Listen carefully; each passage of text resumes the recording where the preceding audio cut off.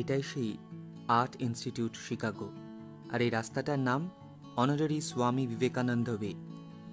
এখানেই কলম্বাস হলে 1893 সালে স্বামীজি দিয়েছিলেন তাঁর বিশ্ববিখ্যাত বক্তৃতা।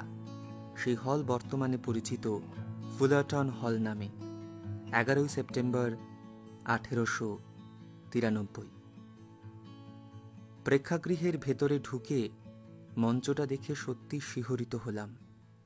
এটাই সেই জায়গা, এটাই সেই স্থান যেখানে দাঁড়িয়ে স্বামীজি বলেছিলেন যে, হে আমেরিকাবাসী ভগিনী ও ভ্রাতৃবৃন্দ, আজ আপনারা আমাদিগকে যে আন্তরিক ও সাদর অভ্যর্থনা করিয়াছেন, তাহার উত্তর দিবার জন্য উঠিতে গিয়া আমার হৃদয় অনির্বচনীয় আনন্দে পরিপূর্ণ হইয়া গিয়াছে।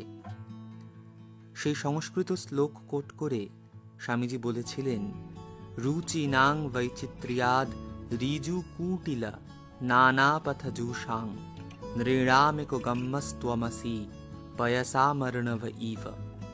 এর ইংরেজি তর্জমা তিনি বলেছিলেন, বিভিন্ন নদীর উৎস বিভিন্ন স্থানে, কিন্তু তাহারা যেমন সকলেই এক সমুদ্রে তাহাদের জলরাশি ঢালিয়া মিলাইয়া দেয়, তেমনি হে ভগবান, নিজ নিজ রুচির বৈচিত্র্যবশত সরল ও কুটিল নানা পথেই যাহারা চলিয়াছে, তুমি তাহাদের সকলের একমাত্র লক্ষ্য।